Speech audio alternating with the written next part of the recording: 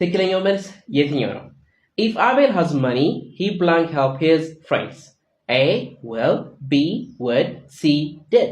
እነዚህ አይነት አረፍተ ነገሮች ምን ይባላሉ? ፈርስት ኮንዲሽናል ይባላሉ። ሶ እንዴት ነው የምንጠቀማቸው?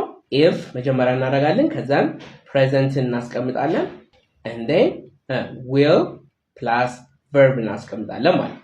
ሶ የሆነ ነገር ቢሆን ኖሮ እንደዚህ ያደርጋል። አሁን እያልን ያለ ነው አቤል ገንዘብ ቢኖረው ኖሮ ምን ጓደኞቹን ይረዳ ነበር እያልን እየተናገርን ነው ማለት ነው። ስለዚህ if Abel has money, he will help his friends ብለን እንመልሳለን። our correct answer is A will ይሆናል ማለት ነው። number 2 ገመቹ blank a very big house in Addis Ababa. A have, B has, C having. ሶ እዚህ ጋር አለኝ ለማለት ስንፈልግ ወይ ደግሞ አላቸው ለማለት መኖር ባለቤትነት ስንናገር ሁለት ነገሮችን እንጠቀማለን። have ወይም has የሚባሉትን እንጠቀማለን። have የሚለው የምንጠቀመው ለማን ነው? I, we, you እና ምን ዘይ በሚሆንበት ጊዜና ፕሉራል ናውኖች በሚሆኑበት ጊዜ ነው። has የሚለውን ደግሞ የምንጠቀመው she, he, it እና ሲንጉላር ናውኖች በሚኖሩበት ጊዜ ነጠላ ስሞች ማለት ነው። ስለዚህ ምን እንላለን? ገመቹ ነጠላ ስም ስለሆነ ገመቹ has a very big house in Addis Ababa ብለን እንመልሳለን ማለት ነው። Good. Next question. Number 3. Betty is good blank making new friends.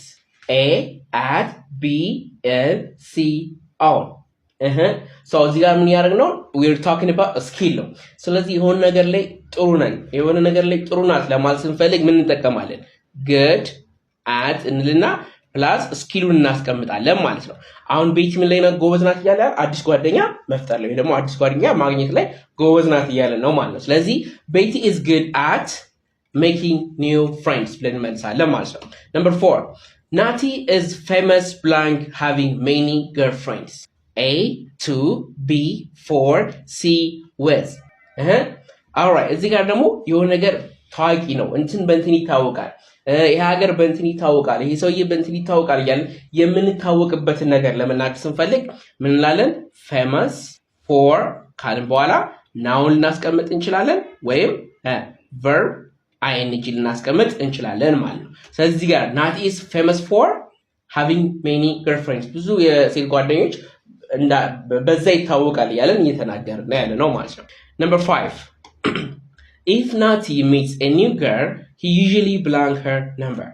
A ask, B asks, C asks. Which one is the right one? ትክክለኛው መልስ የትኛው ነው? alright so ትክክለኛው መልስ እናንተ ኮሜንት ሴክሽን ላይ ታስቀምጡልኝ እፈልጋለሁ። እንግሊዘኛን መማር ትፈልጋችሁ በተለይ ደግሞ እየሰማችሁ ማውራት የሚያቅታችሁ ከሆነ ወይ ደግሞ ጀማሪዎች